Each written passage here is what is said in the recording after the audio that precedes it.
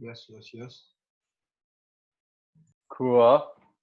All right. Well, I'm here with Michael Reich, who is at the bottom of your screen, and Mike Pinkney, who is on the left, and I'm Greg Smalley, the sort of editor-in-chief of 366 Weird Movies, and we're here today talking about She's Allergic to Cats, the movie that has recently been released on video on demand.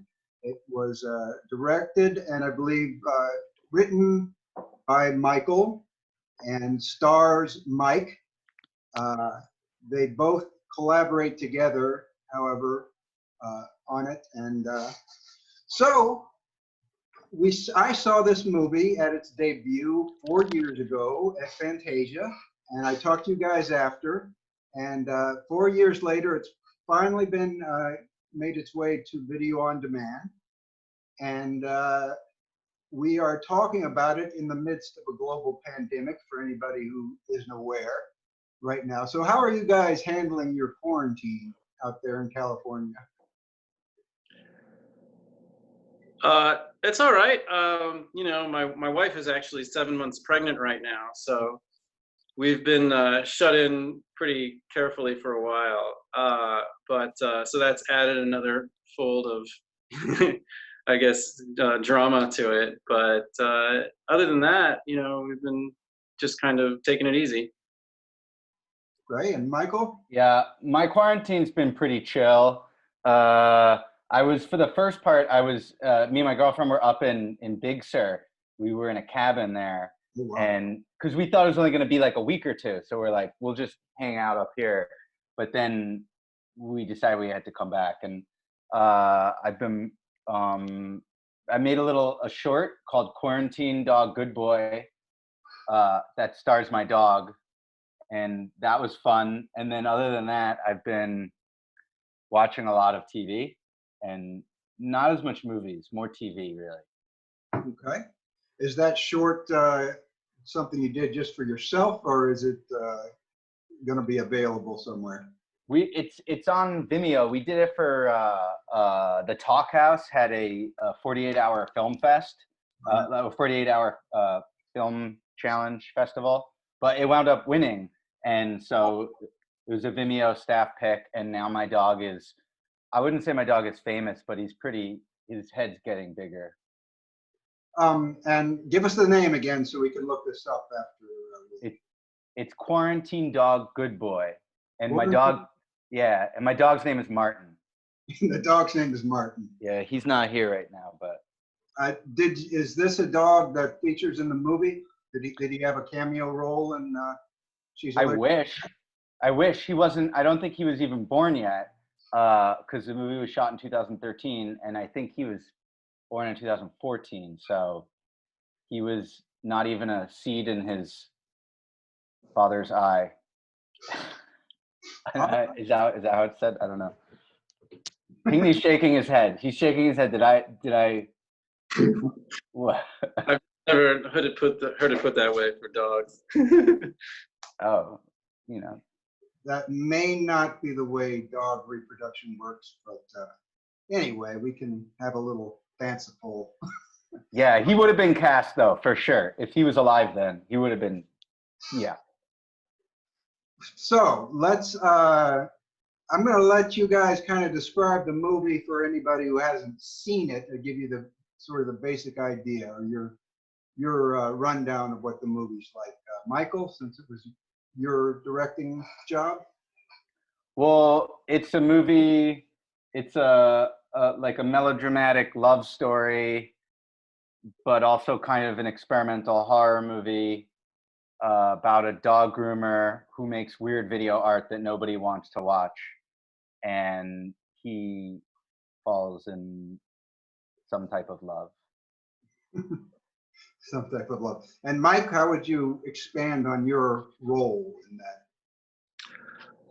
Well, it was interesting because a lot of it was so personal between the two of us, and we, you know, both went through such similar things, making lots of content that nobody's wanted to watch. And this was something that both of us sort of knew that the way to enter this story was it for to be like this honest portrayal of ourselves. And so the character is sort of my personality heightened, mixed with his circumstances. And so as long as everything felt like it was, you know, in this river of sort of, you know, our experience mixed with our sense of humor, it was sort of this organic process where everything just kind of felt right.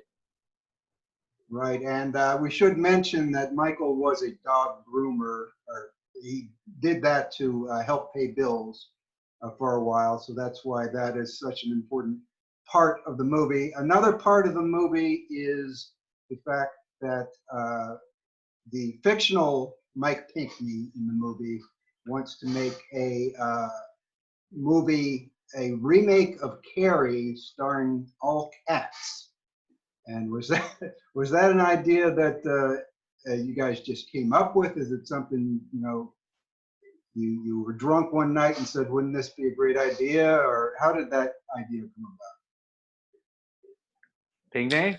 Oh, well, we used to pitch on music videos a lot, and every time, you know, you not always get the best of songs or something, so we had a couple of different pitches we'd sometimes submit, or just, you know, kind of, you'd have to always make sure that you were, you know, taking a job and not shrugging it off. So sometimes you know, almost hope that you didn't get the opportunity to make a music video for a bad song. And one of the ideas we kicked around sometimes was this all cat Carrie remake. And it was just something that we thought was, you know, dumb enough to be amazing if anyone would ever fund it. And it sort of comes from a play off of a movie we both enjoyed that's certainly got cult status, The Ninth Configuration. And in it, a character in an insane asylum wants to make an all-dog recreation of Hamlet. So we just sort of put our spin on that premise. Wow. Yeah, but I think dogs would make, I feel like if we were to do the all cat Carrie, I think I would rather do it with all dogs, because I think that they're better actors. And I mean, even in The Ninth Configuration, you know, how he cast all the dogs, it's just, I think they perform a lot better than cats. You did have a couple of cat scenes in the movie, so I imagine they were kind of hard to work with cats. Yeah, there was a cat wrangler on set. She had a whole van full of cats that were all sort of clones of each other. And it was an interesting experience. They just kind of swap one out for the other if they did a certain trick or not. But we also worked with a lot of amateur cats that were pretty hard to wrangle. The one I think scratched Flula pretty badly, I think. Yes. Yeah. If it's not an acting cat, that's always a possibility. Well, this is something we didn't discuss directly last time, but the second time I watched the movie, I was kind of struck by how sort of consistent the imagery is with the animals. You have major roles played by dogs, major roles played by cats, major role played by rats, and probably the next most important image is the banana. And, you know, I think that dogs are typically considered sort of a masculine animal. Cats definitely more feminine. Bananas obviously phallic, and rats are kind of a symbol of disorder and disease. And there's a time when the rats infest the bowl of bananas. So what I'm wondering is, when you're putting together this consistent thing of imagery, how are you thinking about it? Is there supposed to be a symbolic meaning there, or are you just playing with elements that seem to go well together? I think that they all mean different things. There's also ducklings in there a lot too. Which, but I think that the rats and the bananas, and I think everything meant something at one time, and then they meant something else at another time. So it's interesting, when I watch it now, I don't remember what they meant to me, and they assign something new. I think we all have rats in our life, one way or another, and they all mean something different at every different time in our life. Pinkney, what are your rats? Right now? COVID? Yeah, I think that's everybody's Yeah. information. But yeah, and I get what you're saying. In your younger years, these things seem more pressing when because you're living in a state that's not quite as good as you grew up with, and you're sort of in this man-child adjustment period where you have to put up with squalor in one form or another, especially if you live in an urban area and if you have a creative pursuit. So that was something that definitely living in LA, there seems to be an abundance of roaches and rats. Yeah, no cockroaches in the movie though. No, I forgot.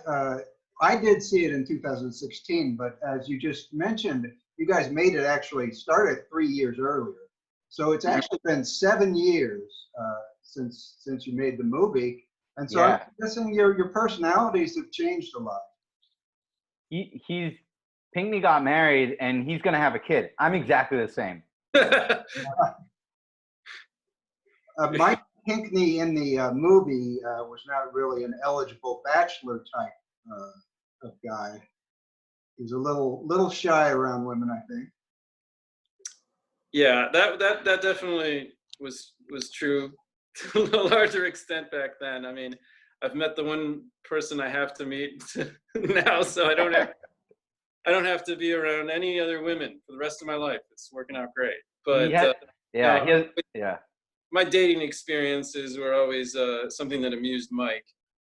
Yeah, and so when we shot it in 2013, and it was written in like 2011 or 10 or something, but we based it like we always said like on set is like, oh, this isn't now Pinkney, this is like 2009 Pinkney. And so it's really interesting how there's all these little time capsules of ourselves within the movie. And I just rewatched it for the first time a little bit the other day. There's a live streaming of it, and where you could comment along on Spectacle Theater, and Laser Blast Film Society put it on, and it was interesting to see. Like, I forgot, it reminded me of how I felt in certain moments of my life. That's amazing. I did not know about that screening, or I would have mentioned it on the website.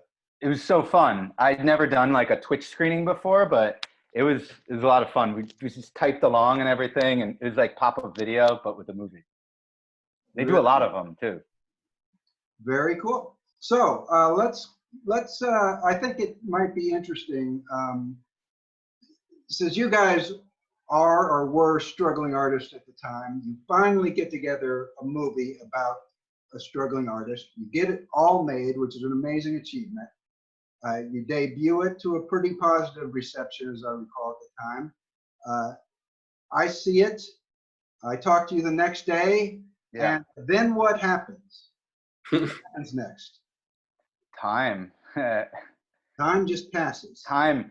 Well, we had interest from some companies for distribution, but they wanted us to like change stuff and change the name, and we didn't like any of the deals that we were getting. So it was like, we'll just wait until we could release it on our own terms.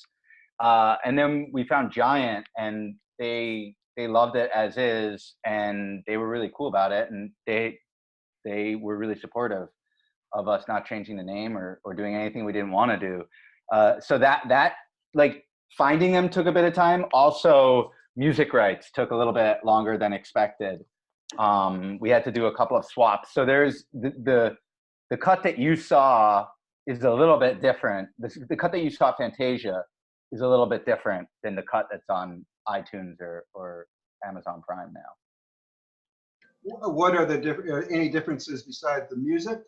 It's just music and then some credit changes, but so we had some songs by this artist named Lewis as some kind of interstitial moments, transitionary cues, and that guy apparently he's no good. So they like he was, I think he got involved in mafia stuff. I don't know, but the label was like, just don't involve him. That's a bad idea.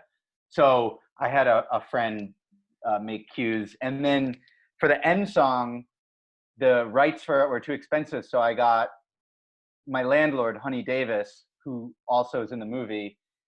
He made a titular theme song called "She's Allergic to Cats," which is it's amazing. It's the catchiest song, and I made a music video for it too. And I've seen the music video on YouTube, and I think I've linked it. oh, cool. Yeah. Okay, so you're waiting for. You finally found somebody. When you say that they wanted to change the name or make some cuts, what specifically what kind of feedback did you get about changes they wanted to see? I think they wanted, I don't remember specifics. I think some people wanted like nudity out, or or I think it was like in particular, like some of the lower half nudity. And then the name was a major thing. I remember I was almost thinking about, I was like, yeah, okay, they want to change it to just like Allergic to Cats. Okay. And Pinkney, you said you'd take your name off it if you did change the name, right? I probably still would have done the movie, but I like She's Allergic to Cats.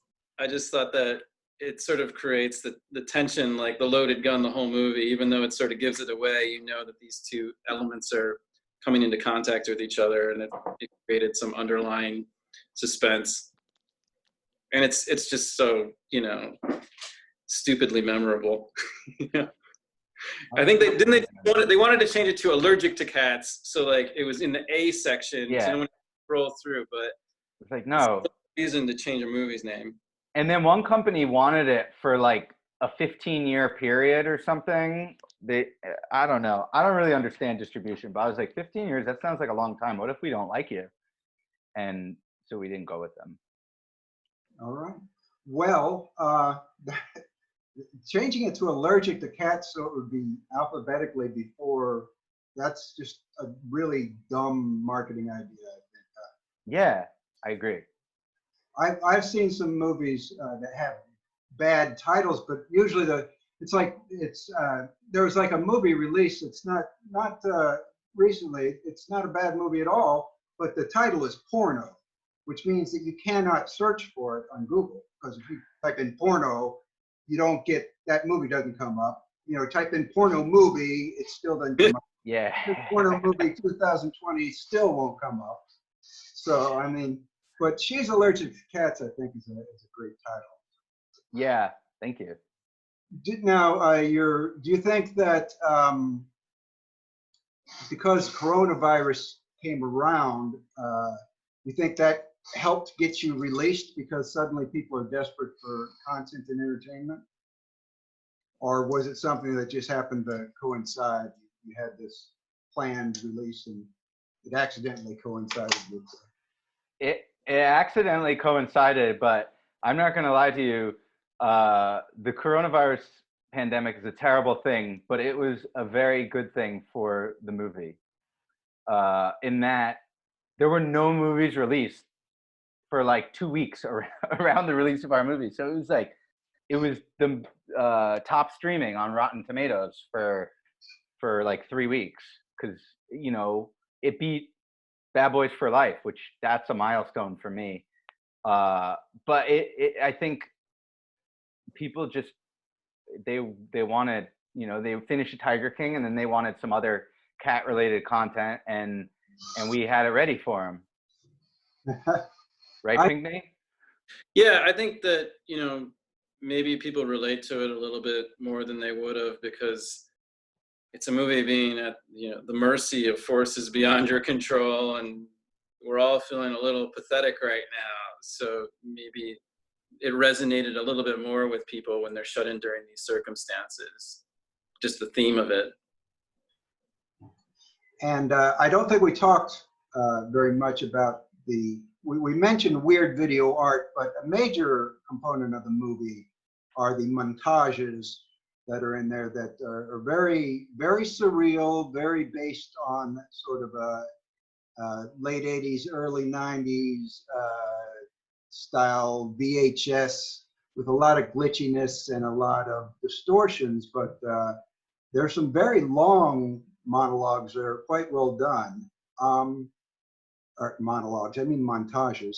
Um, have you continued, I guess you were both doing it, have you continued with that style of video, or has your art evolved since then?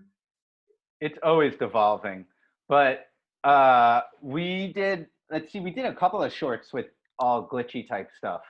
We did one that was in Fantasia last year called Picnic. That's like a more refined glitch. But yeah. Yeah, I think we're always sort of trying to make things that you can't place in time. I think that's something that's kind of runs through our work, you know, whether it's, you know, you can't really put your finger on how it was shot or what processes we did, but, you know, you're always trying to make sure that it serves the entire story rather than is a distraction from it. So we love analog and we love, you know, noise and grit in the film or video stock. It's just, what's the ratio and how does it just not compete with what you're watching and overpower it? Yeah. Well, so now that you've done one feature and you've done a bunch of shorts and a bunch of music videos, after how was the experience of making a feature? Is it something that you would really love to do again? Is it something that you got out of your system? What was how's it feel now? It's definitely something that I got out of my system, but then would love to do again. And it's interesting because I mean, like we've been writing other stuff too, but I always felt like until this movie was, you know, whatever got released, it got it got released at film festivals and stuff. But until it was really out there for the public to see, it felt like there was still something kind of holding us back. But yeah, we've written another feature and trying to get that off the ground, and then I'm in the process of writing a Christmas horror movie that I really want to do, and that would be in the same, like, I'd like to make a movie that's on a bigger level than Cats, because so much of Cats, She's Allergic to Cats, not Cats, the musical movie, which is really good. You should check out. I've seen it. It's one of the most horrific things I've ever seen. But one of the, you know, so much of the movie, like we had production support and stuff, but so much of the movie was just me and Pinkney, like sheer willpower to get the thing made and out there. It was literally pretty independent, like just in financing and the lack of people that really were there, you know, just kind of, he and I had to kind of do a lot of work, wear a lot of different hats to get it finished. Yeah, and there were still a lot of people involved. It's just on the day-to-day, like me and Pinkney worked on this movie almost every day, one way or another, for a long time. So I would like to do another movie where we wouldn't have to do it exactly like that. However, I'd still do it that way if need be. Yeah. It's always better to have a budget that's, you know, not so out of pocket. Yeah. Do you think you learned from that experience in a way that if you had a similar budget, you could do it better, quicker next time around? The technology has changed so much since then. Even, you know, I own 4K cameras that would look amazing. I wouldn't have had to, you know, it's like so much of our budget was spent on, you know, renting fancy lenses and stuff. And I'm like, I've actually shot a lot. I've DP'd a lot of stuff since She's Allergic to Cats. And I think how I would do it differently, if we were to do something on the same level, I would just minimize the crew, like make it like, hey, it's, you know, because so much money is spent on craft services. And in these problem. Yeah. And in these post-COVID times, I feel like, you know, you're going to want as small a crew as possible. So, you know, we'll see. Who's going to be the first post-COVID movie? What's going to be the first movie about quarantine? Corona zombies. Corona zombies. Yeah. Sure. Moon Yeah. took some old footage they had of another movie and recut it to make it a story about the coronavirus turning people into zombies. So, That's true? They already did that? true. It's already out. Wow. Genius. All right. Well, we are running a little out of time because this only allows me to record for 30 minutes. But what I'd like you guys to do is talk about your latest project, which Mike was telling me about before we started a little bit. And let's see if we can get that in a couple minutes. Oh, the quarantine dog good boy? No, actually, the Marionette Project. Oh, yeah. We've been collaborating with the Bob Baker Marionette Theater, which is a really good organization, and they're struggling right now, but we just want to support them as much as possible. But we've been working on a horror movie short with them that is about the dangers of smoking marijuana and driving, and it's called A Puff Before Dying. And it's just really a great opportunity for us to work with them because we've been admirers so long, and what they do with marionettes is absolutely incredible. Magical. And so it's a fake anti-marijuana movie with marionettes. Yeah, it's definitely over the top, and we've been able to do things with just gore and all sorts of stuff that we wouldn't have been able to do without marionettes, and it's been a lot of fun. We're still in the post process for that movie. Anything else?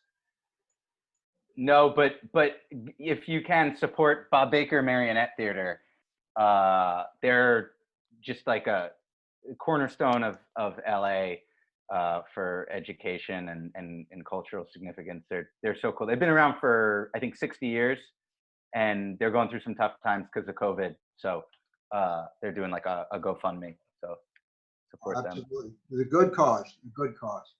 Well, I think we're probably about to run out of time. It is great to see you guys again 4 years later and to have you out there. So round of applause for you guys. Oh, thank you so much. Thanks, Greg. It was so cool to do an interview with you again after all this time. Yeah, follow up, and this one can go on YouTube. The other one's Yeah. on YouTube, but this one they can see.